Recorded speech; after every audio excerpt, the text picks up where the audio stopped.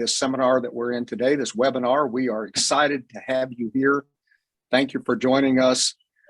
First thing I'm going to do is do a round of introductions, but I also want to take just a moment to say thank you to all of you who took the time to be a part of this webinar. And I believe that the subject matter of this webinar is of just great interest to not just you, but to the movement itself. And when I talk about the movement, the human trafficking movement, to end human trafficking, because this collaboration and strengthening these relationships are critical for us to end human trafficking, both in our communities, state of Florida, and of course, across the nation. So first of all, my name is Alan Wilkett. And I'm going to stress this, I am a retired corporal from the Pasco Sheriff's Office.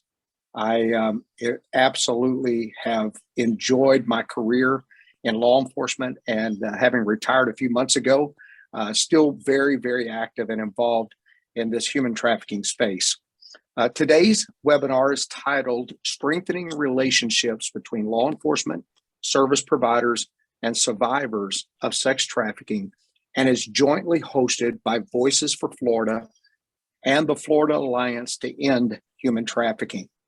The theme of this webinar is building bridges with law enforcement. The relationship between service providers, survivors, law enforcement, and allied professionals is essential to our cumulative work in combating human trafficking.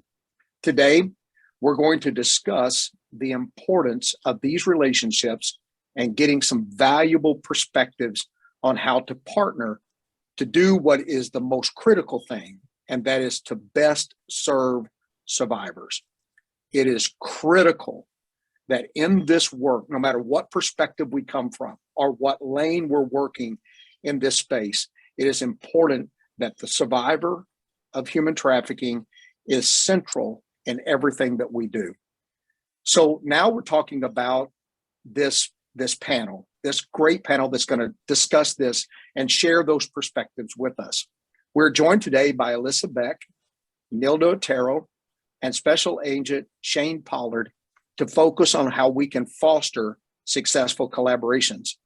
Our panelists have expertise in serving survivors as well as navigating the complicated systems that survivors encounter. I'm participating today because Michaela, let's just be honest, Michaela and Aaron told me I had to, and they are my bosses. So, and I'm just kidding there. I'm doing this today because this work is so important to me. In over 25 years of working in law enforcement, the last several years really dedicated to working on the human trafficking space and ending human trafficking, I cannot tell you how passionate and how important this work is to me. Having spent time in interviews and working with NGOs and doing presentations and public awareness and all those areas that I've had the great privilege of being involved in my career, I have to tell you that ending human trafficking is one of my very top personal priorities, is to make sure we end this. I'd like to take a moment to introduce our panelists and special guest and say thank you to the Florida Alliance to End Human Trafficking and Voices for Florida for hosting this event. The first panelist that I'm going to introduce you to is Alyssa Beck. She is a trafficking survivor advocate who consults with and advises leaders and anti-human trafficking experts and girl-centered relations, and legislators to develop laws and practices that support survivors of sex trafficking and youth that are involved in the justice system. Alyssa works with Jacksonville's based nonprofit, the Dolores Barr Weaver Policy Center, as an open doors outreach network survivor mentor, where she brings her lived experience and a passion for improving the lives of children. She is a member of the Annie E. Casey Foundation's Juvenile Justice Youth Advisory Council, focused on national juvenile justice reform movement, and appointed by Governor Rick Scott to be on Florida's Juvenile Justice and Delinquency Prevention State Advisory Group. She has been awarded as one of the Department of Juvenile Justice Youth Ambassadors for the state of Florida and Superhero for Super Kids Young Advocate Award. In addition to being an international public speaker and advocate, Alyssa's story was featured on CBS 48 Hours, Live to Tell, Trafficked in March 2018. Her goal is to shift the perspective of people, especially people in positions of power, when they hear trafficked, prostitute, runaway, or juvenile delinquent. Thank you, Alyssa, for being here. And on a personal note, it's always important to have that survivor mentor voice. So thank you so much for availing yourself the time. And I applaud you today for doing that. So thank you for being here. Secondly, we have a good friend of mine, Nilda Otero. Nilda started her career child welfare in 2013 as a volunteer with the Guardian Ad Litem program. She earned her associate's degree from Pasco Hernando State College in 2015 and her bachelor's in behavioral health community science with a concentration in children's mental health and criminology at the University of South Florida in 2017. She is now pursuing a dual master's in public administration, nonprofit management, and criminal justice. Nilda works directly with victims of human trafficking and sexual abuse as a regional advocate with More to Life Foundation, an Open Doors Outreach Networks provider. While working and advocating, Nilda continues to volunteer in the community and be a mentor. Nilda, it's good to see you today, and thank you so much for being part of this panel. And then the third member of our panel today is Special Agent Shane Pollard, who's another friend of mine. It's good to see you today, Shane. And he and I have the opportunity to serve on on a board together, and it's always good to see him. Shane is a 24-year veteran of the Florida law enforcement. During his tenure as a police professional, he has served in the capacity of patrol officer, detective, and a special agent with Florida Department of Law Enforcement, FDLE. He currently serves as the special agent in charge of the FDLE Fort Myers Regional Operations Center, where he oversees FDLE's investigation and crime laboratory resources in Southwest Florida. During his time as the special agent in charge, he has implemented a robust intelligence group that focuses on crime trends impacting the Fort Myers region, with emphasis on human trafficking. He is also a United States Marine Corps veteran and a dedicated husband and father who works every day to promote public safety and enhance domestic security in Southwest Florida. Welcome, Shane. Thank you for being a part of this panel and bringing the expertise that you have in this space to this conversation. So thank you to all of our panel. Thank you so much, Shane. I also want to mention that a special guest, and I don't know if Aaron is on here or not, but Aaron Collins, who is both Shane and I's boss at the Florida Alliance to End Human Trafficking. And so, Aaron, if you're on here, we thank you. We thank the Florida Alliance. And again, Voices for Florida. What an amazing organization both of these are in fighting human trafficking. So thank you for hosting this event. And today we're going to get started. And I know all of you are excited to hear what these experts have to say as we really build to strengthen these relationships and build these collaborations that are critical to ending human trafficking. As your facilitator, I want you to know that we are all interested in your questions and comments. And so if you have a question, please submit those through the chat feature that's on this webinar. And Michaela is going to get my attention from time to time, and we're going to weave those questions into this conversation. So thank you again to our panel. We want to go ahead and get started because this is an important topic. And I think one of the things we're going to do today, and I think this is what's so exciting, and perhaps asking me to be the facilitator of this may have brought a little layer of danger to this, because sometimes I get pretty open, because I think we have to talk openly about this. We'll talk about how do we strengthen.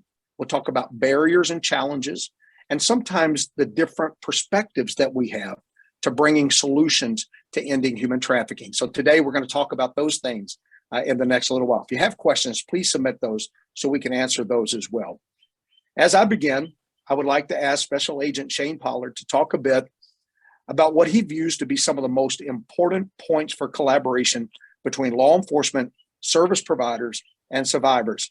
Shane, will you start this conversation today by telling us about successful collaborations you've been a part of and what you think the essentials elements to continuing that success? Good morning, Alan, and good morning, everyone. I echo Alan in thanking everyone for everything that they do every day to end human trafficking. And I want to thank Voices for Florida for hosting this event, along with the Florida Alliance to End Human Trafficking.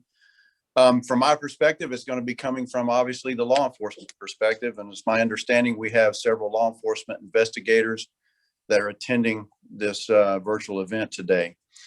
So I'll pretty much be addressing that group. Mainly from my past experiences and the successes that we've had here at FDLE in the Southwest Florida region. First off, I want to talk to you a little bit about the essential elements. Human trafficking is a survivor-centered crime. Without having a survivor or a victim in human trafficking, you will not have a case. No matter how much evidence you have, if you do not center your focus of your investigation on that survivor, you will not get a prosecutable human trafficking case. That's why it's incumbent on law enforcement to forge relationships with your service providers. You need to be open to receiving their guidance on how to work with survivors of human trafficking.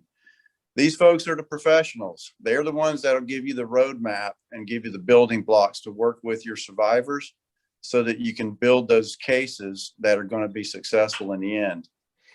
And trusting the advice from the service providers, the most essential element is obviously trust. Trust is key.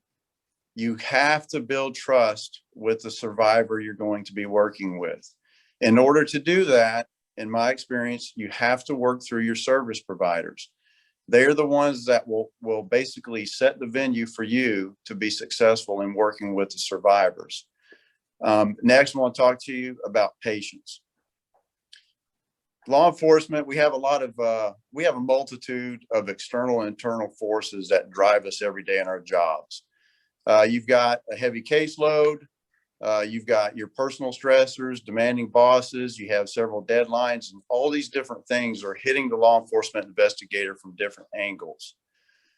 That sometimes can cause the law enforcement investigator to feel pressured to try to break down barriers, or at least perceived barrier, to work with a survivor in order to get information from them about what happened to them. You have to hit the pause button whenever you're working with human trafficking survivors. These types of cases, you have to sit back, work with your service providers, and let them lead you to when the best time it is to work with those human trafficking survivors. There's multiple layers of trauma and different things that survivors go through. And in order to know whenever the moment is right for law enforcement to come in to work with those survivors, you got to work on the guidance from your service providers. And I'll follow that up with compassion and respect. You have to be compassionate. This job, actually, they need to just put one of the requirements for law enforcement as a key essential element is compassion, and also having respect for all those you're working with. As far as successful collaborations that I've had, we here in the Southwest Florida area would not have worked some of our larger human trafficking cases without our service providers. Had it not been for them, we never would have been able to work with our human trafficking survivors, and we would have never been able to build successful prosecutions to put the bad guys away, the traffickers, because we want to take care of our survivors and we don't want any other victims to show up out there. So we need to make sure that our prosecutions are successful and that traffickers go away for a long time. And that way they can't come back out and victimize anyone else. All of us have different service providers in our areas. You need to go out and make contact with them up front. Don't wait for the shoe to drop to then go out and try to find a service provider, because you're doing it in haste at that point. You should already have identified who your service providers are. You should know what their specialties are. And you also need to know the different, because they will help you identify placement for survivors. And they'll give you all of those essential needs that may be outside of your expertise as a law enforcement officer. And one of the things you need to really think about too, if you haven't already, is language barrier. In my experience, several of the cases that we've worked here, There's typically a language barrier because most of the stuff that we work on are international cases. You need to work with those Spanish speakers, Asian speakers, Creole speakers. If the victims you're going to be working with, they speak a certain language, you got to bring in the service provider who speaks their home tongue. And the last thing I'll add on that is you need to incorporate your service providers in your operational planning. You need to have them as part of the process and put them in with the actual operation. They can help you in identifying potential human trafficking victims. They're the ones that will be able to speak with these people, talk with them, and understand the different types of stressors they may have gone through, and they can help you to come up with a plan on how to work with them. And I'll end with that, Alan. It may have been a little bit too long, but go ahead. Thanks, Shane. And Shane, you mentioned so many critical points in there from that law enforcement perspective. And I think one of the critical things you mentioned, and Alyssa, I'm going to come to you in just a moment to kind of build on this as well, this question, because one of the things that you mentioned, which I thought was just something that all of us need to be very considerate of, is the value of having those service providers that really work day in and day out within that community. And that community could be the Spanish speakers or those international communities. And those service providers and NGOs who are embedded in those communities become some of the great allies when it comes to working. Because one of the things we have to always be mindful of, and Shane, you said it well, and that is the victim or the survivor is the center of what we're doing. These other things are kind of orbits that spin around that, but it's always about that victim or that survivor. And Alyssa, to that point, as a survivor, having worked in this space and now a survivor mentor, what are some of the challenges that you see with law enforcement and service providers working with survivors, and both negative and positive? And what are some of the barriers that you see and that you've identified that need to be overcome in order to better serve that survivor? Sure. Thank you so much, first of all, for having me. It's truly an honor. So I want to speak from two perspectives. One, from my own personal experiences as a survivor myself, and also through the work that I've done. So I'm going to start with a little bit of my experiences. So, I was a victim about 10 years ago. When I first got out, and I didn't even know what human trafficking was, meaning I didn't even know what happened to me was called human trafficking. That was something in 2010 that just didn't really happen. People didn't know happened in my community in Jacksonville. And so when it happened, and when I started to learn what it was, I learned through the FBI agents and the police officers that were involved in my case. I can say that I had a very positive experience with the people that were involved in helping prosecute. But that is because I was ready. I was ready to prosecute. I was ready to help with the case. I was ready to use my voice. And I was ready to sit on the stand if needed. Because of, my cooperation, and because of, my memory and the amount of detail that I was able to provide, 7 people were able to be arrested and charged in my case, and 5 of them were people that were buyers, which was very different.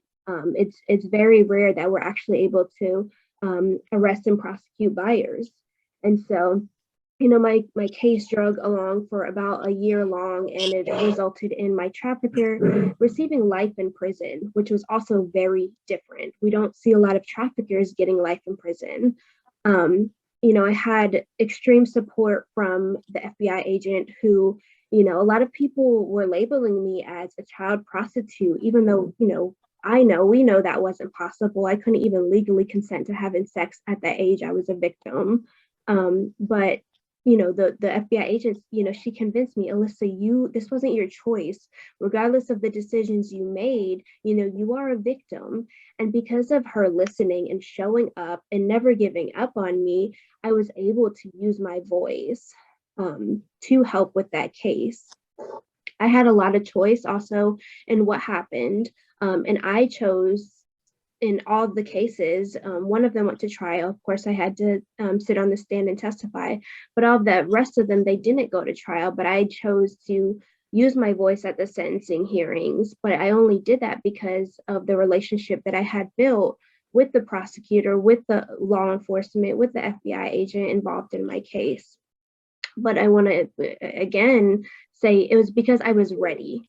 I was ready to use my voice, and I came from not wanting anyone else to go through what I had went through. And so that's why I did it. You know, I wasn't doing it for me. I just didn't want to see anyone else hurt. And so that's a very positive experience I had. On the other hand, when, you know, working or, you know, I have several friends that had negative experiences with law enforcement because they were not ready to speak and use their voice. You know, they had been in a terrible situation, and as I was in, you know, where their trafficker said, hey, if you speak up, I'm gonna hurt your family, I'm gonna hurt you. If you speak up and talk to law enforcement, they're not gonna believe you. You know, all these things that the trafficker told them. And so when they finally were in contact with police officers, that's all they had in their mind.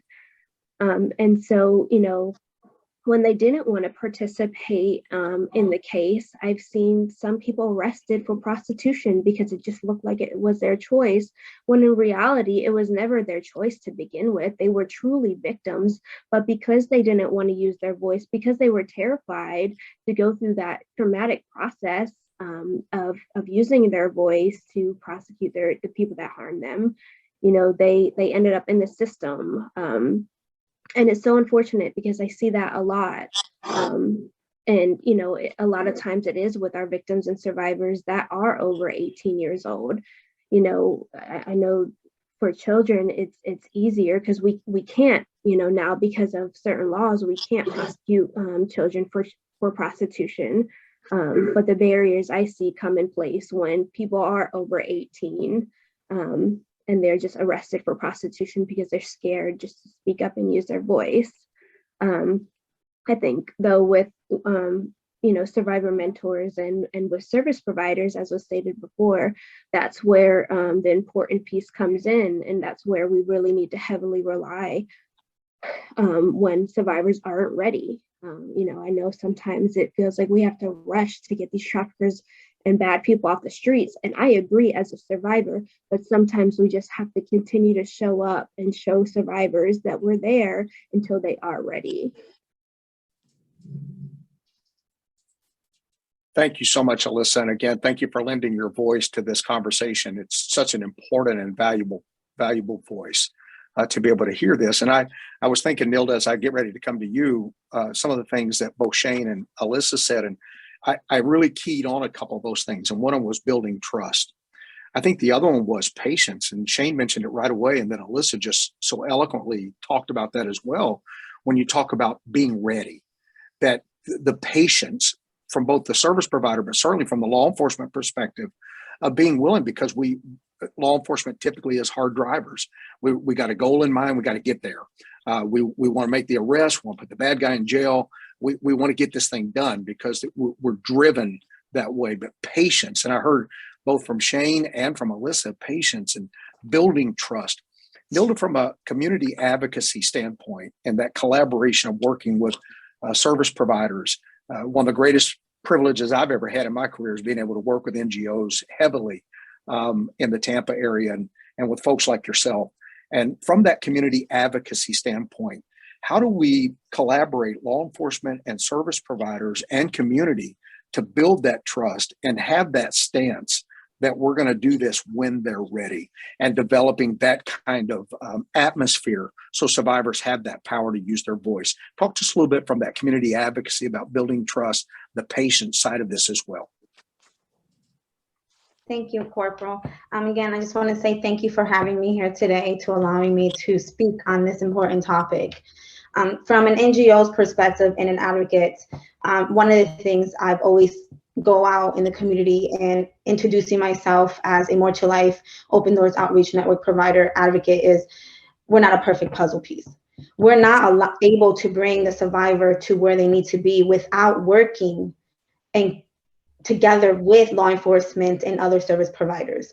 Because just like Alyssa stated and Special Agent Shane stated, is having that passion, the compassion and the trust and the patience. Because getting a victim to the point to where they're ready does not happen overnight. It's a process. It can take a week, it can take 2 weeks, it could take a month. It does, but it's all about showing up and being consistent, allowing that victim to recognize that we're not going anywhere, and we're going to work together. And we're going to work in link with other providers and law enforcement to ensure that when they are ready to speak up, we're still sitting there with them and telling law enforcement, listen, when the victim is ready, we're not going to just hand them over to you. We're going to stand by their side, because that's the whole point of building that trust with them, to allow their victim and their survivor mentors to be along with them when they're ready to tell their story and speak up about what's actually happening in the back end. And when I'm out in the community and speaking with other providers and law enforcement, again, I will always state it all comes down to that education and training and showing them what is victim-centered. How do we get that victim to where they need to be? It's building that trust with them and allowing them to gauge the conversation when they are ready, not when we're ready, when they are ready. Thank you, Nilda. Yes, Michaela, I think we have a question, and maybe this is a good time to put that in. Yeah, so actually somebody just said, if we're interested in getting involved and helping with these individuals, what avenue can we go? So, some of our audience members are interested into that. This person is an LMHC and has experience in working with the subpopulation, but not in this area. So what would your recommendations for that be? Yeah, so let me just kind of move that around the panel, because I think that's a great question. The only thing that I would say is that there are NGOs in your area that are doing great work in this space. It's good to align yourself with those. Sometimes we look to reinvent the wheel. There's already great organizations. So aligning ourselves. And I think one of the other things is, at least from my perspective, and then I'll bounce this around the panel, is getting training. Getting training. And the reason why I say getting training is so critical is because, and I think everyone on the panel will back me up on this, at least from my experience, has been that this population, the trauma, the complex trauma that they've experienced and the layers of trauma that are there, it does require some education and training to be able to understand triggers, interviewing techniques, trauma-informed and victim-centered. And I know those are buzzwords, and we're going to talk a little bit more in depth about what those really mean as we move along. But I'm going to move first of all to Alyssa. Can you give an answer from your perspective to that question as well? Sure. I think when getting involved, I think the biggest piece, is first the education. But I think, I tell people all the time, if you're doing this work and you aren't doing the work and bringing in the voices of survivors that are out of the life, have sought healing, and are professionals now, then you're doing the work wrong. If you're not doing this in partnership with survivors, that it's just that simple. You're doing it wrong. And so if you're getting involved, I would lean on the expertise of survivors. Ask, have listening sessions, ask their opinions, bring their voices into the work. It's so important. I think I'm just going to leave it at that. I'm just leaning on survivors in the community. There's survivors in your community everywhere. And it would be easy to, get in contact with them through organizations that have that survivor voice. Awesome. Thank you, Shane. To you, person wants to get involved, what advice would you give? Where to start? Well, I'll echo the same thing that you said, Alan, and also Alyssa. You both hit the points as best you could. Education is key. First off, educate yourself on human trafficking. Go through, find good research, sourced material, educate yourself on it, and look at the NGOs in your area. Make contact with them. Find out how you can help. The heart of a volunteer is the best heart. Absolutely. And Nilda, to you, anything else to add to that question? Basically the same thing, education and training. It's making sure you are aware of how to work with a survivor or victim. And, a lot of NGOs are always looking for LMHCs or LCSWs who are trained specifically in sexual abuse and human trafficking to work with victims who are now, who are coming into that life or who are recovered. So that's very important to ensure that the individuals who want to get involved just attend as many webinars, attend as many events that have in the community, freshen up on the new laws that are, coming out, and getting connected to your local NGOs that are around in your area, because they're always looking for volunteers to assist. And if it's just putting a goodie bag together, because there's many ways to help. Thank you, Nilda. And I just saw something pop up on the screen. I'll answer that real quick. And the question that was asked was, what is an NGO? And please forgive us sometimes for talking in these codes. They are non-government organizations. So they are kind of these organizations that have been developed. They're non-government organizations, what that stands for. We sometimes will throw those things around because we think everybody should know exactly what that was. So I see a central theme here that I want to drill down just one more layer, or maybe multiple layers in this answer. And Alyssa, I'm going to come to you immediately, because I think it's one of those critical pieces. Everybody has touched on, that's building trust. How do we build trust? I think the question is oftentimes victims, survivors have been so let down. They have been so told this and then something else. And it's been sometimes a lived experience of just one broken trust after another, including the system, including sometimes systems that were supposedly created to be the safety net, have at times let them down as well. So when we talk about building trust, victim-centered, trauma-informed, what are we really talking about? And give us some practical steps from that survivor lived experience on how do we start that trust building process? Sure. I think for me, and I'm going to speak on first my experience with law enforcement, because I know there may be law enforcement, attending this presentation.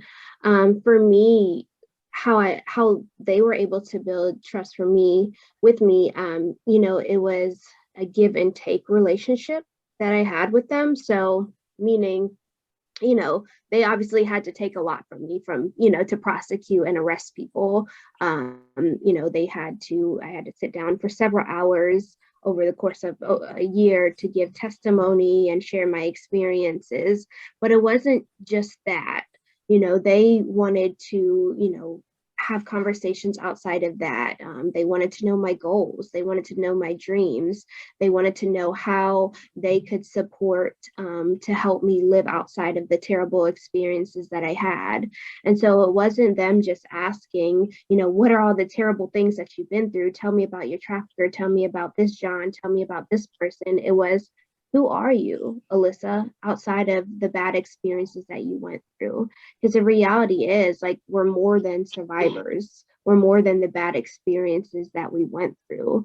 We are humans that have dreams and goals outside of these bad things. And so, I gave them all this information, but they also gave me the sense of being a human, of being a person outside of the bad things that I went through. And so for me now, receiving the healing that I did, and still every day is a journey to healing, and it's probably a lifelong journey for me. I have the privilege of working with victims and survivors that are currently or just freshly getting out of their trafficking situation. And I think the biggest way that we build trust, that I build trust, is simply by showing up. And what I mean by that is, as a survivor, and victim, we have people coming in and out of our lives, whether that's, people that buy sex, whether that's, traffickers, whether that's just people involved with our situation. There's really never any consistency when we're going through the terrible things that we went through. But what is consistent is, how I build my relationship with my clients. you don't want to see me today. Okay, well, I'm still going to call you and text you. You left home, or you got suspended, or you made just a bad choice, or what other people would call bad choice. That's okay. I'm not mad at you. I'm still going to show up and be there for you. You have a court case going on. Great. I'm going to be by your side. Whatever decision that the victim and survivor makes, we continue to be by their side, even if it's not the best one for them. And also another way that, we build that trust, or I build that trust, is by allowing, the victim and survivor to have voice and choice in whatever goes on. If a victim and survivor, a lot of times, people, want them to go to safe harbor placements, and it might be great for them. But if my client doesn't want to go to the safe harbor placement, I'm not going to advocate for that. I'm going to advocate for what they want, and walk alongside of them and support them in their decision making. I might not be the most popular person in the room to other service providers, to police officers, but that doesn't matter to me. I'm not there for them. I'm there for my client, and I show up and I make that known to them. I help them advocate for themselves, and advocate alongside of them. I don't just advocate for them, I advocate with them. And I think that's the biggest piece to everything.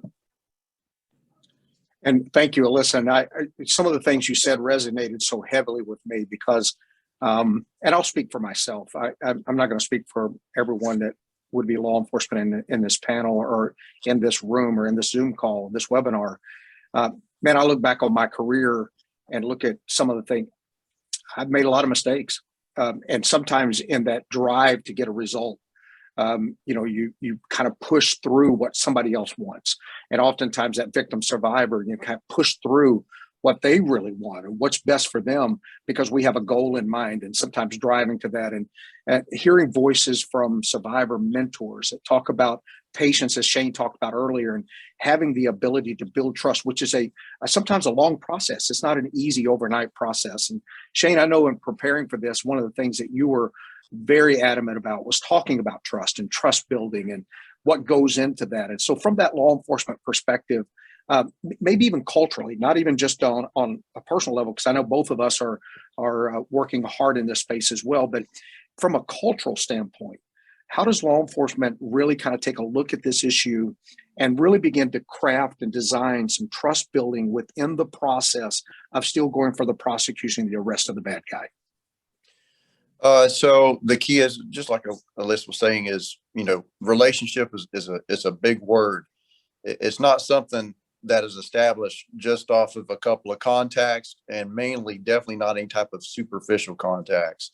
Law enforcement, we have to be intentional. Building a relationship with the service providers and then building your relationships with survivors, it has to be intentional. You cannot just be there because it's an assignment or it's a task or it's a case, another case you're working. You are there for a purpose. We all have purpose-driven lives. You need to be purpose-driven whenever you're working these types of investigations. And to give you an example, as far as building trust, especially with survivors, my personal experience, I've seen as long as almost a year in one severe case of a human trafficking survivor. It took a year to be able to get the information from them about what happened to them and what their experience was. And I'll follow up on that is that the contact needs to be constant and it needs to be consistent. And just like Alyssa was saying, you got to talk to them about things outside of all the bad that has happened. You need to know about them, who they are as a person, who do they want to be, where do they want to go, what do they want in their life in the future that they would like to have. And if you help them build towards those goals and also put focus on that to show them that they are a person and not just another victim, is priceless. You'll be able to go as far as you need with them. And I'm just curious, Alyssa, how long did you stay in contact, or do you still have contact with the law enforcement investigators in your case, even Yeah. after? Yeah, I still have frequent contact with the law enforcement officers involved in my case. Unfortunately, the FBI agent her name was Eileen Jacobs, she passed away shortly thereafter with my cases. So I don't have contact with her. But yeah, it's still a relationship with them. And I do have contact. I know if I need anything, I could reach out to them, whether that's for myself or for any other victims or survivors. And thank you. So right there is an excellent example for everyone. And on the second half of that, Alan, send an invitation. Law enforcement agencies, the best way to identify and get familiar with your NGOs out there, the service providers, and what the different services are available in your area.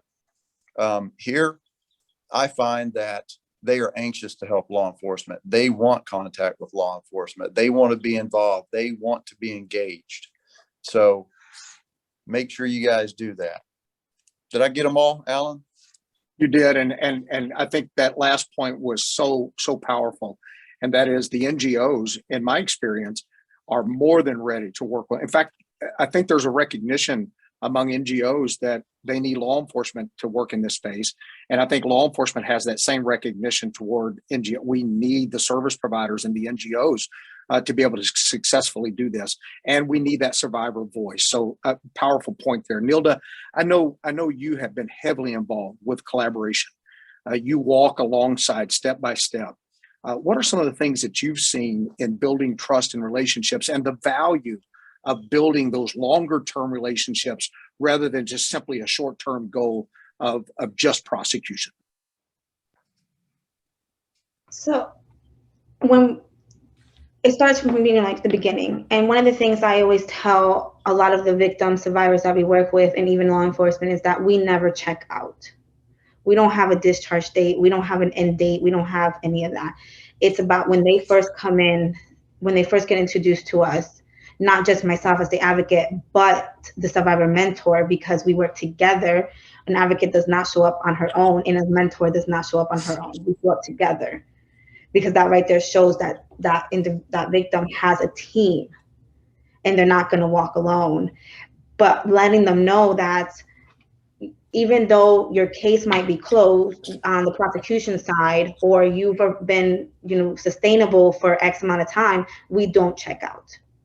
We stay with them, because they might come to, they might need help with something along the way, even if it's just a simple, how do I go to the post office and do, buy a stamp? It could be as that little. Or how do I go to the grocery store and I need to buy a gallon of milk, but I only have this much money? It's those simple things. And that's how we build that trust with our survivors, is letting them know that we do not check out.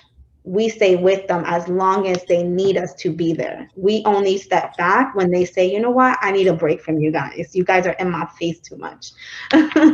Because that's all about building that consistency, that trust with them, but also allowing them to know that we're not going anywhere.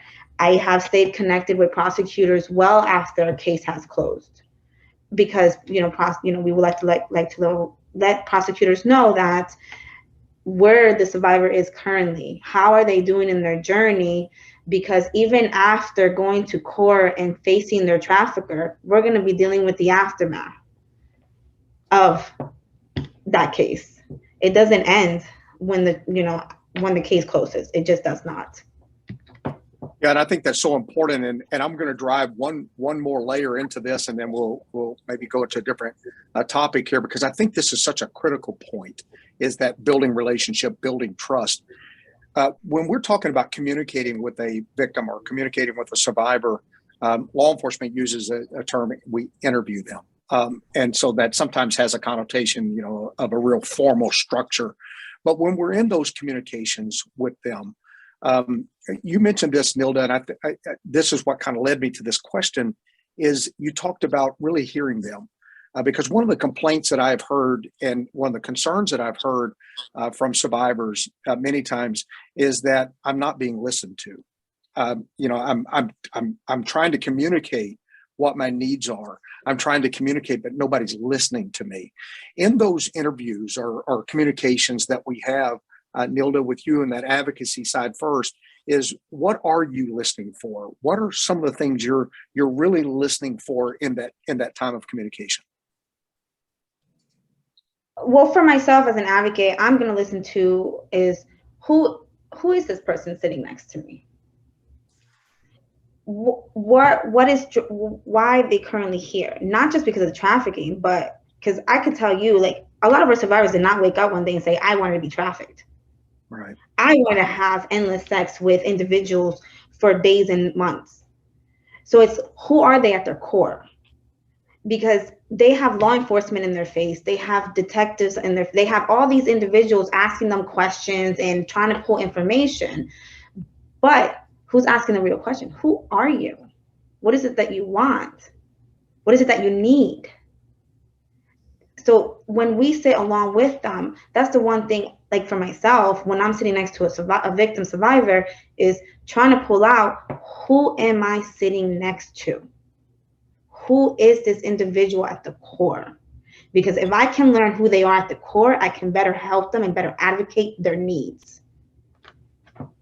Yeah, Nilda, and it's Shane, I'm gonna come to you now because she mentioned something that I think was so good that I know we both like to hear, and that is oftentimes looking at it from walking alongside that survivor is that they've got detectives in their face, they've got law enforcement in their face, there's interviews that are happening, and because technically when we talk about law enforcement, that victim is really our evidence. And it's one thing for us to look at a drug trade and say that cocaine is my evidence. In this particular case, that victim, that survivor, is our evidence. And we can sometimes look at that from that evidentiary standpoint and say, I need this evidence to give me elements of a crime. And so we push the interview and we push the victim survivor sometimes because we're looking for those elements. Give me the elements. I need elements from you. So how do we, using what Nilda and Alyssa has said, how do we take the patient approach and it not just be a drive to get elements, but a drive to restore that victim survivor? Okay, so I'll use a case in point, factual, that occurred through multiple different occasions. Is working through the service provider has been my experience. Just like what Alyssa said earlier, she said she was ready. And that's the key word that we get from our service providers. They will call after multiple sessions and working with the survivor. And whenever that survivor indicates to them, okay, I'm ready, that's what we'll hear from the service provider. They'll make that call and they'll say they're ready. And getting to that point, there were slow introductions of law enforcement to the survivor via the service provider. That they're the bridge. They're the mediaries. They're the ones that bring us there. Okay. You have to follow their direction, law enforcement. You got to listen to their advice. They are the experts that are working with the survivors. And I mean, that's the best way that I can explain it. There's really no other way to look at it. Thank you, Shane. I know we have a question or a comment here in just a moment that I'm gonna go to Michaela for, but Alyssa, just to that point, what as someone with a lived experience, who's now a mentor, what are you listening for when you're in that communication with that survivor? I would really just echo what Nilda was saying. I think for me, my biggest thing that I bring is, who are you outside of being a victim and being a survivor? Who are you outside of the bad experiences that you went through? As she said, who are you at your core? And that's what I listen for. I don't just ask about bad experiences. I think, the reality is, I know when I got out of my trafficking situation, yeah, I had just went through something so terrible, but it wasn't even just about that. I needed to learn how to survive as a human, basic things like buying stamps, having a bank account, applying for jobs. Like I didn't know how to do any of that. All I knew was bad things that I went through. And so, listening for those things and those needs outside of just the bad experiences is what I listen for. I tell people all the time, you're more than your story. You're more than a survivor. You're a human, a daughter, a mother if you're a mother. You're all of these things outside of that, and let's figure that out together. I think the most powerful thing for me is when I finally trusted somebody. It was my therapist at the Dolores Bar Waiver Policy Center. And I think I sat there for about an hour and a half, 2 hours, telling her my whole story. And I don't know why I even told her.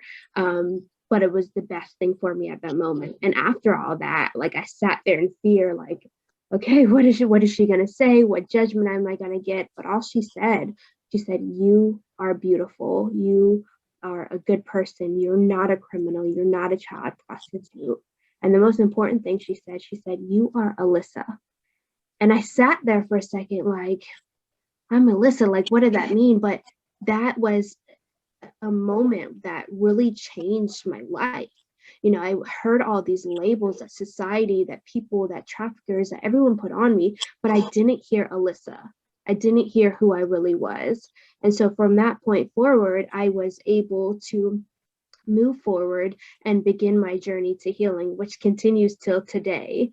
It's those things that I listen for. It's those things that I offer is outside of just being a victim and survivor. You are Alyssa, or you are whatever, their name is. That's who you are.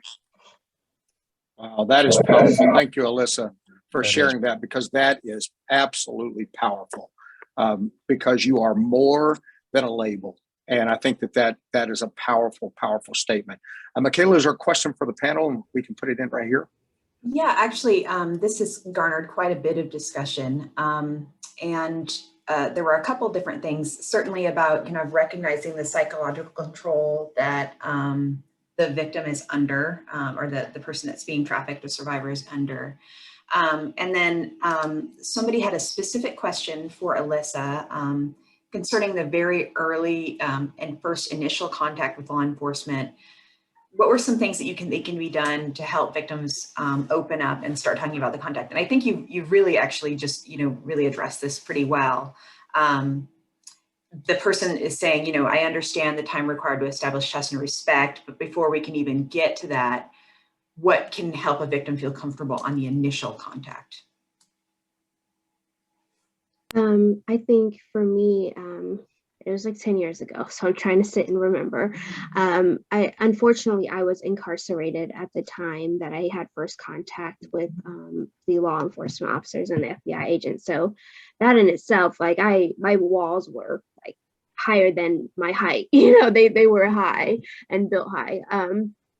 So I think from what I remember, that first contact wasn't just, hey, tell me what you went through. Hey, what happened to you? Hey, it was education for me. Like I said, I didn't know what I went through was called human trafficking. I couldn't even identify with that. And so it was that, first few times, like explaining, hey, Alyssa, this is what happened to you.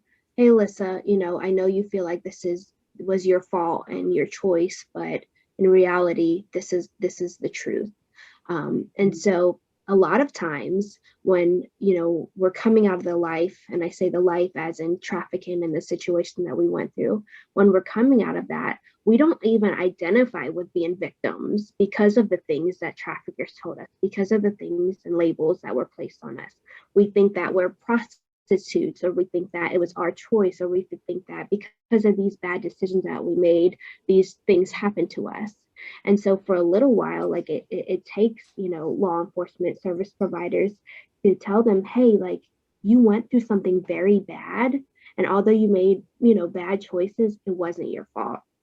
And so for me, that's what it was. It wasn't just that first contact with police officers and I sat down and told my whole story and what happened. I had to learn first what happened to me. I had to learn first that it wasn't my fault. I had to learn that, it wasn't my choice. And those, law enforcement officers, they continue to show up and listen to me throughout that whole experience. So Alyssa, kind of as a little follow-up to that, another person put in a question is, so even if a survivor is not ready, can you speak to the importance of still reporting? And I know that this is obviously, we're talking about the victim-centered approach as well. I'd be really curious to see what you all thought about that. Yeah, I mean, I think, I think it's okay to talk to, I, of course, would talk to my victims or my clients about, hey, of course, this bad thing happened to you. There is a choice to talk to law enforcement. It would be, beneficial to get them off the streets, but I don't push my agenda on them. I don't push that on them. If they say, no, I don't want to talk to them, I leave it at that. Yeah, I talk about the importance, but if they don't want to report, I'm going to leave it at that.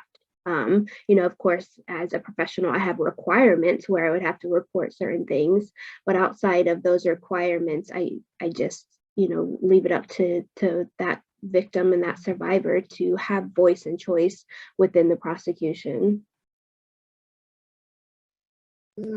And I think that probably leads us, Alyssa, thanks for sharing that, because I think that probably leads us to that kind of going into that victim-centered, and that is, how do we accomplish that? And having worked a number of years and have listened to many survivors and victims, so many have said the same thing, Alyssa, that you just said, and that is building that rapport and not necessarily just going for all the details, but really understanding the person that's there, that they're a human being with goals and dreams. So that's so critical. And Nilda, based on your extensive experience in working in the community, what do you see as ways that the response system, whether it's NGOs or law enforcement, what are some of the ways that could be changed or enhanced to be more victim-centered? How do we become more victim-centered? And I will go back to the two words I will always preach to: education and training. You cannot have enough of that. So, just going on the community and educating the community and service providers and who want, and those individuals who want to be involved, is training them what is victim-centered, showing them that, being victim-centered is more just being trauma-informed. It's showing them that the victim is the one who drives the conversation. They're the ones who drive the services, not the NGOs, not the providers, not the community. The victim leads the conversation. And that's just, bringing that to the table and showing everybody, listen, we are an experienced provider, but we cannot do this without you. How can we come to the table and ensure that we're all communicating the same language to ensure this victim is moving forward in the direction that they need to move forward in? And that, training, education, showing them that you can never have enough of both. And I think Nilda brings a great question. And Shane, I'm going to come to you very quickly on this, because you have some experiences that I think we can draw from. And that is, Nilda made a powerful point, and that is, it's the victim that drives the timeline. It's the victim that drives the case. It's the victim that drives the process. And you work with international as well as domestic. And one of the emphasis that you have is international focus. Is there differences in how those are approached when it comes to victim-centered? And if so, what are the differences? And then what are the commonalities that would be no matter what case is in front of you, whether international or domestic? So look at the differences and the commonalities, looking at from an international perspective, victim-centered on an international level.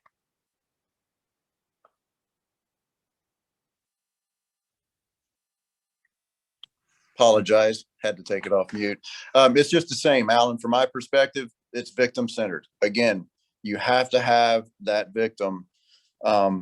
They lead it. They are the ones. It's at their timeline. It's at their pace, to echo what was said previously. It doesn't change.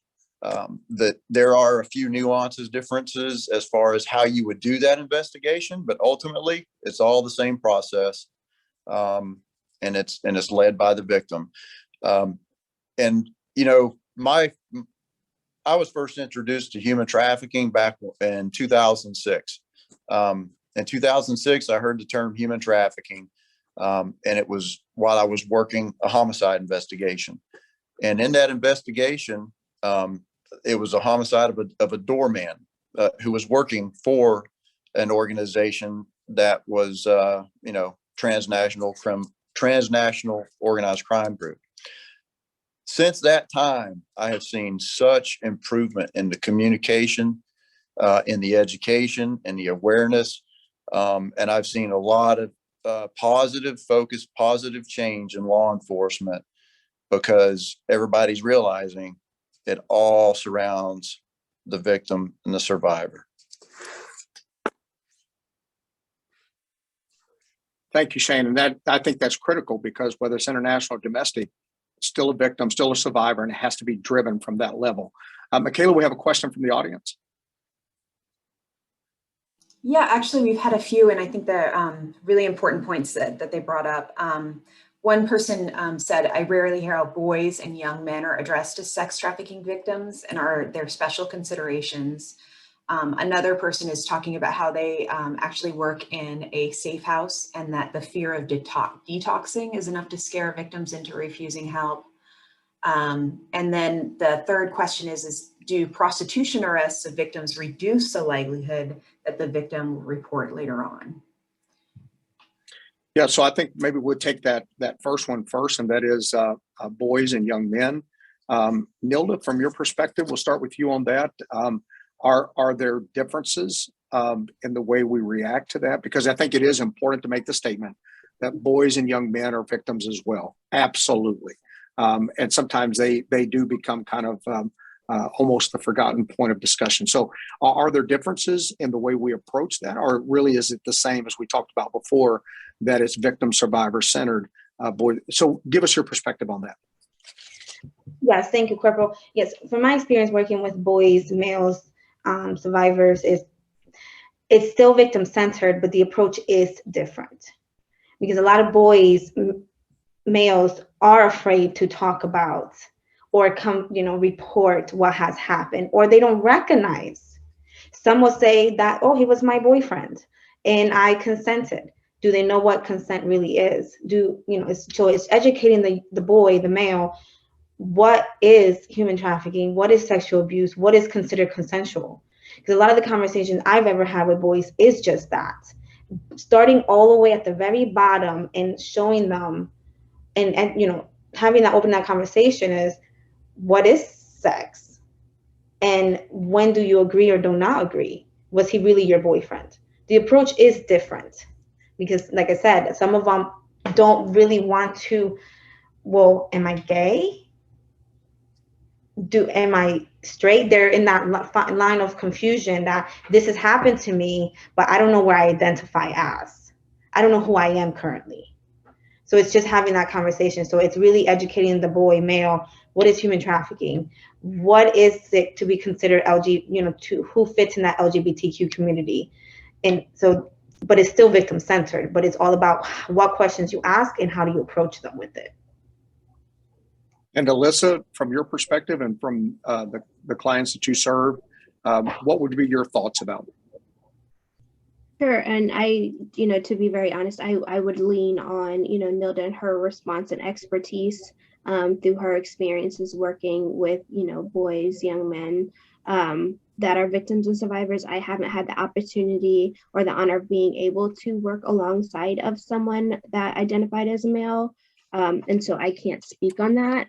I do, I do think that we do need to bring more awareness to boys and young men being victims and survivors. I think a lot of times it's not talked about because of the boys will be boys and the just how young men and boys are looked at. I think, when I've seen men and boys come and try to speak about, being raped or their bad experience, and they're kind of shut down, and people say, oh, well, there's no way men or boys can be raped. So I just think as a community and society that we have to talk about it more and provide more education. But that's not where my expertise is at. So I'll leave that to Imelda in her response. And one last thing that I'll follow up with, and then maybe see if there's any other questions. But Shane, cultural victim services. Culturally, is there responses or relationships that we need to build in the law enforcement community with NGOs and service providers to help overcome some of the cultural barriers that may be there when it comes to providing that victim service approach? Yes, absolutely. First, you got to identify what is that potential cultural barrier. And then once you've got that identified, then you work on identifying the specialists who can help you specifically with that. Same thing with boys and men that are trafficking victims. It's still victim centered, but it's a different. It's approaching it from a different way, and you need to identify an NGO who can provide you with someone who specializes in that and specializes in that communication. Awesome. So I'm going to take just a moment here and go to each of our panelists. And there's no doubt that we're living in some tumultuous times. Human trafficking has become more of a focus in our communities. In the past 10 years or so, we're hearing a whole lot more about human trafficking and responding to human trafficking. And I'd like to highlight from each of you one or two things that you think are very important to understand about the relationship between service providers, law enforcement, and survivors, and how everyday service providers might be able to integrate this knowledge into their work.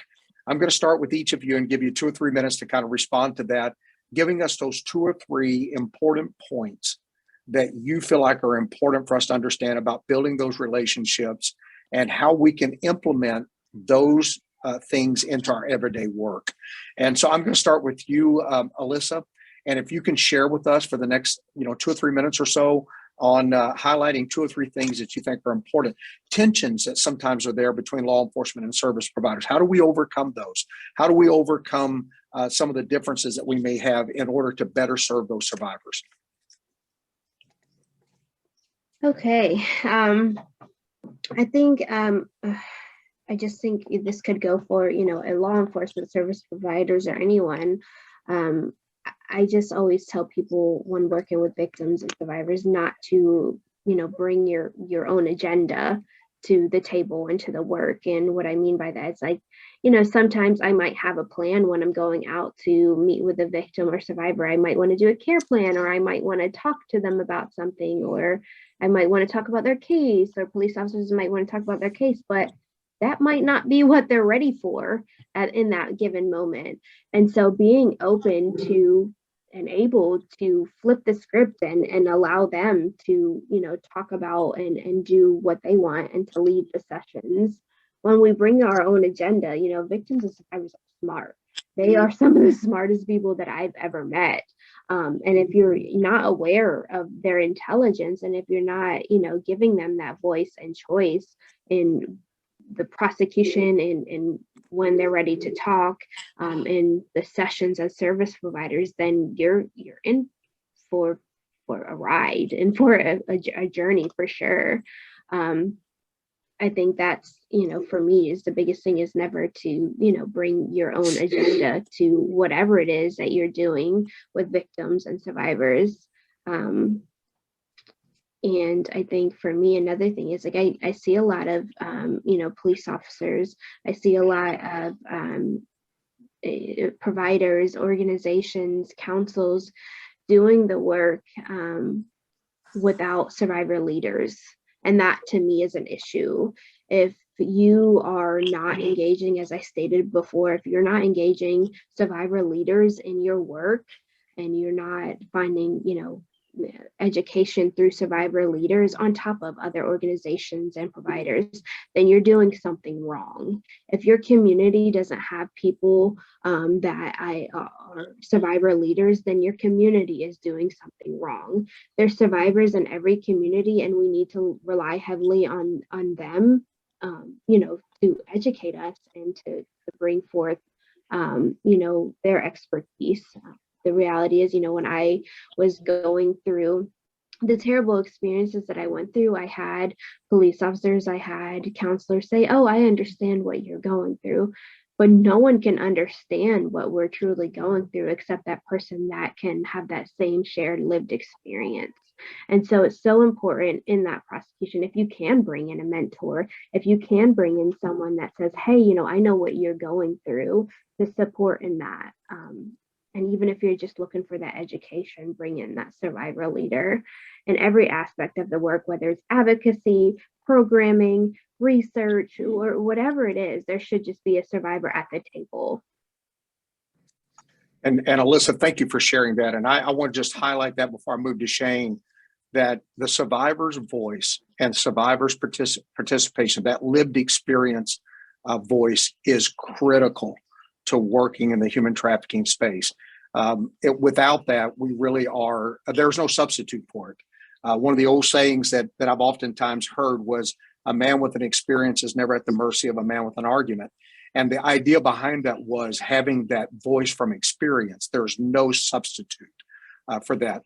Shane, to you now, 2 or 3 things that you can think of that could lessen sometimes the tension, bring down some of the tension between service providers and law enforcement, and maybe looking at ways to overcome some of the barriers that may be there. What are 2 or 3 practical things that we could bring to bear to lessen that and bring down those barriers? Obviously, first is the appropriate introductions. You got to get out and meet them. You got to know who they are, and you have to introduce yourselves up front. If you haven't done that yet, you're a law enforcement investigator, and it's your first time working with an NGO and working with a victim of human trafficking.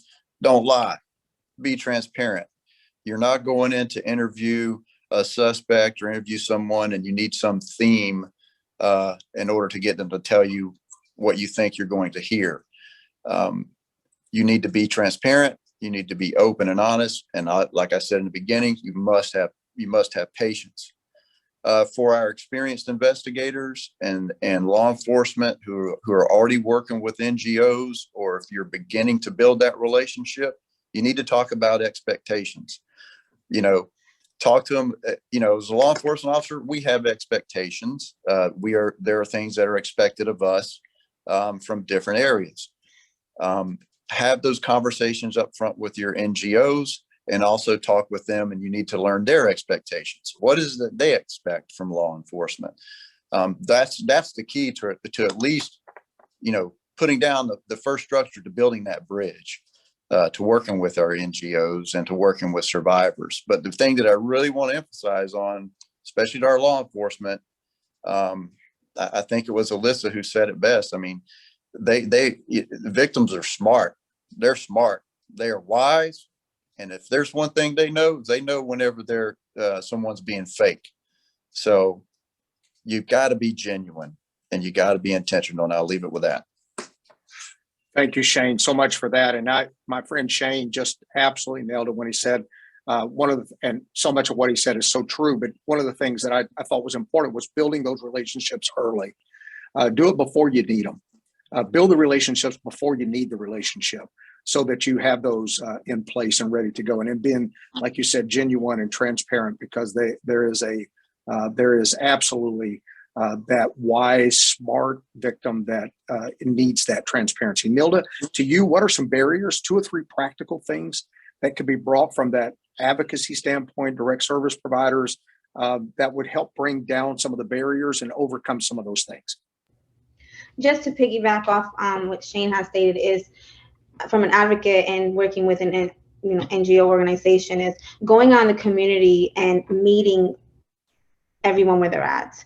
Going out to where law enforcement is, introducing yourself, letting them know who you are, what you do in the community, building those relationships, partnering with other community providers, letting them know that, you know, we're in this fight together.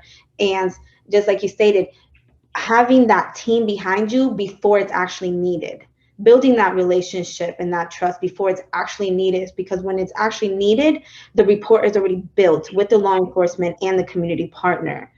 As an advocate, you know, one of my roles is to be out in the community and consistently building those relationships, introducing myself. Even if I met you last month, I'm going to come back the following month to reintroduce myself. Don't forget I'm here, because eventually we will have to work together.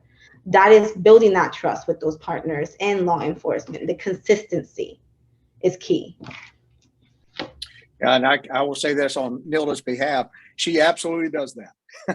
I've known Nilda for quite some time, and she's constantly there saying, hey, here I am. Here's what I do. If you need me, I'm there. And that absolutely is so valuable.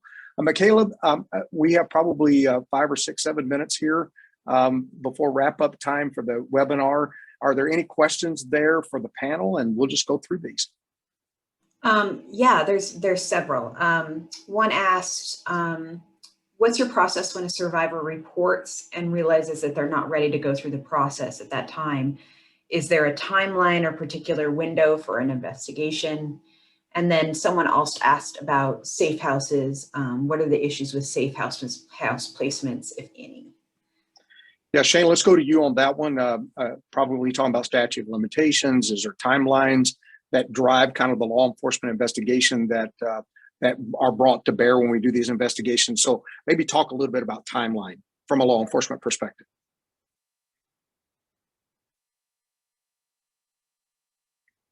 Sorry about that. Keep forgetting to hit the mute button. And speaking about statute of limitations, yes, there is a timeline for prosecuting criminal cases. I won't go into all of them because there's several and they vary depending on age of the victim. But just to give you an example, you know, anything that's less than a capital felony, you got 5 years to prosecute. So ultimately, there is the timeline. So whenever you're looking at working the case, the clock really starts ticking from the last criminal act that occurred, or the last time that criminal act had occurred. So you got time, everyone. You've got time to build that relationship. You got time to build that rapport. And you have time to receive the information you need to work a criminal case. I'll stress that from my experience. But definitively, yes, you can pass a statute of limitations, and you will not be able to charge on certain crimes if it goes outside that limitation window. And Shane, just to kind of follow up with that, if a victim decides they don't want to interact with law enforcement, is there a compelling component to law enforcement? Can you make them cooperate? So that's a question that's asked oftentimes when it comes to law enforcement.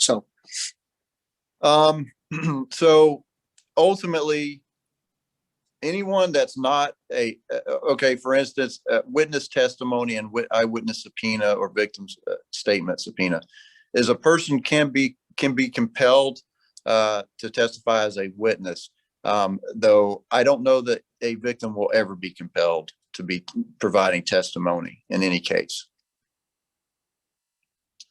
Fantastic. And so, Michaela, that second part of that question was again, and I'll bring that over to Nilda and Alyssa.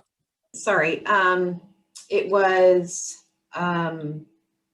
what happens with prosecution if there's not a cooperative victim? Is there a possibility to move forward with prosecution without said victim? And Shane, maybe to that, because I know some of the new legislation that just passed the last session was helping to try to address that. But is there the possibility to prosecute a case without victim cooperation? In my experience, no. It's very difficult to not have a victim to testify as to what the accounts or acts that occurred to them were. Even with new legislation that comes along, you still have to deal with the courts and you have to deal with the rules in the courts. So ultimately, a person who is accused of a crime has a right to face their accuser, period. And that is set in stone. to segue around that, if you have a case where you can show a pattern through other cooperating victims, then you may not need all victims to speak or to provide testimony. So I'll leave it with that. Go ahead, Alan.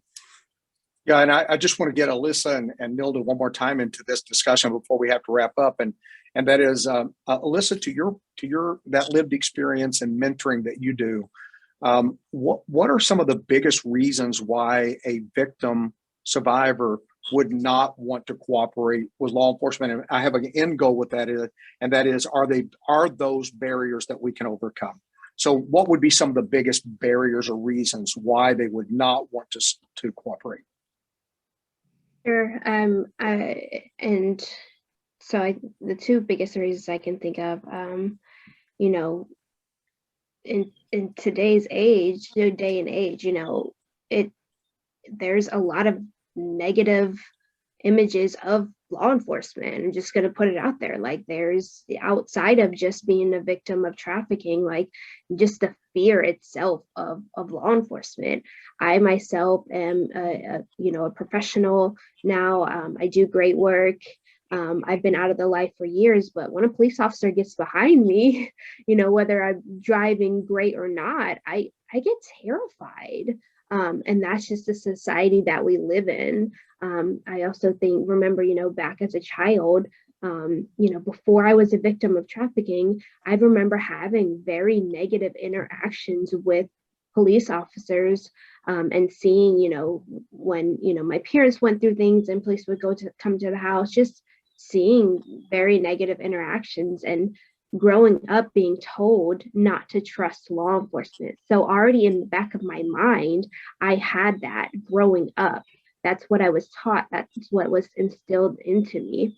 And so outside of just being a victim, like that had to be broken down.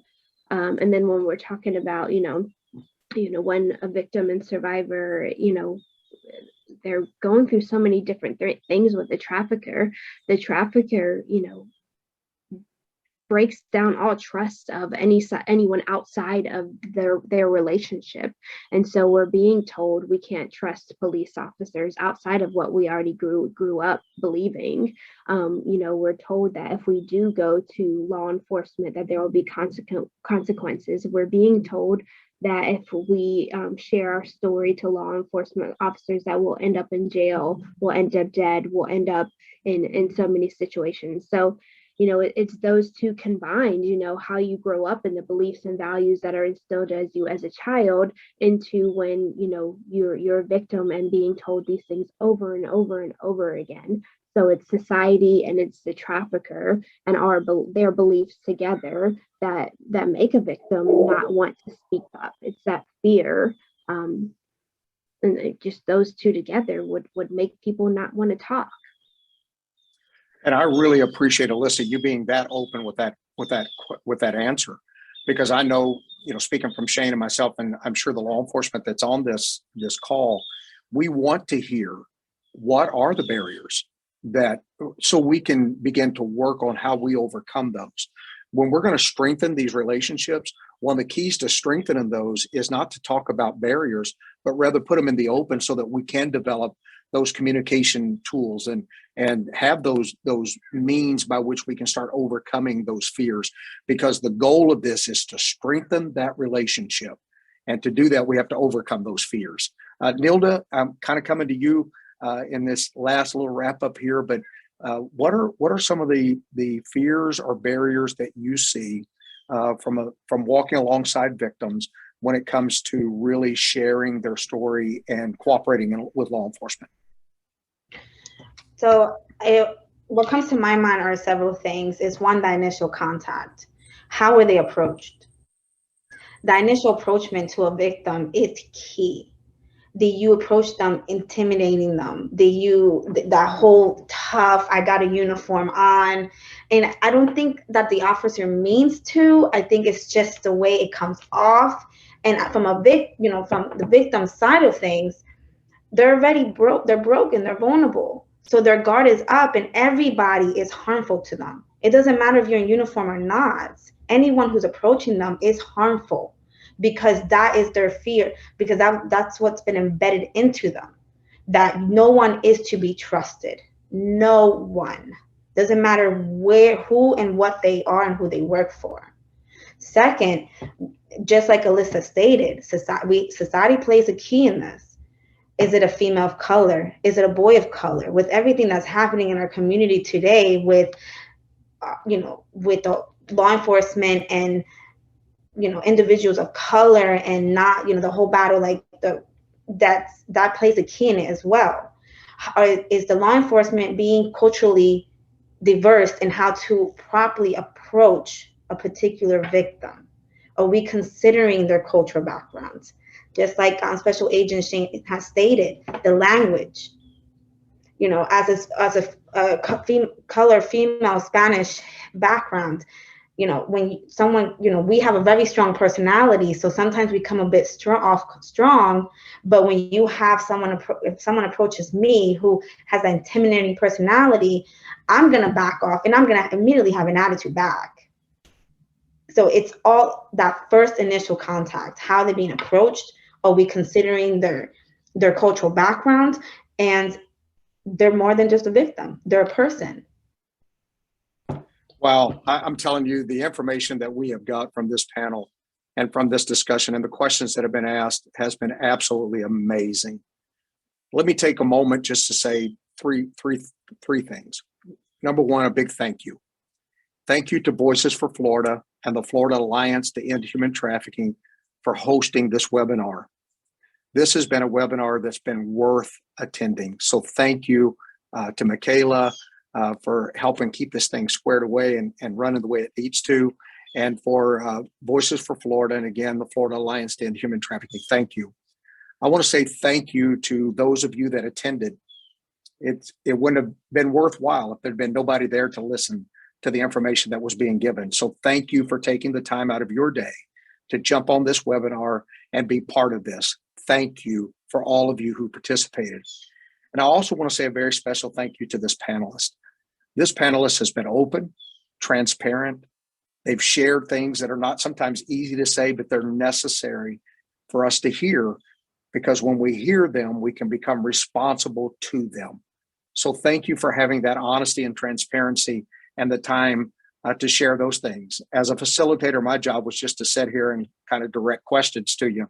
But I'm so glad that I've had the opportunity to learn from each of you. And today I have indeed learned from each of you. Thank you, Nilda.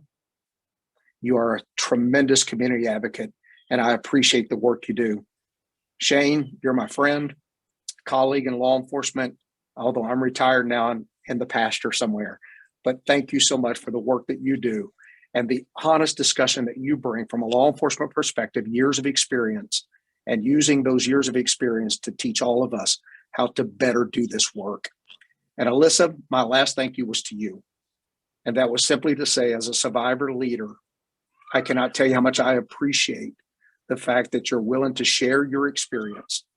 I can't live your experience, but I can learn from your experience. So thank you for having the courage and the wisdom to share that information with us and being open and honest with all of us. That's my thank you to all of you. There are other webinars that are coming up, and you'll be advised as to what they are and where they're coming from. So thank you. And don't make this your last webinar, because Voices for Florida is a tremendous organization doing great work throughout the state of Florida. So thank you. There is a distribution to all of you for feedback survey. I know Michaela and those that have organized this welcome and want you to send back that feedback. Makes this better and the process better. So please take the time to do the survey and to send that back. I know that we're about 2 minutes over. It was my goal to end exactly at 11:30 because that was really my main job, and I have failed. So thank you to everyone. I have enjoyed here. I have learned from all of you, and thank you so much. And we'll see you out there as we end human trafficking.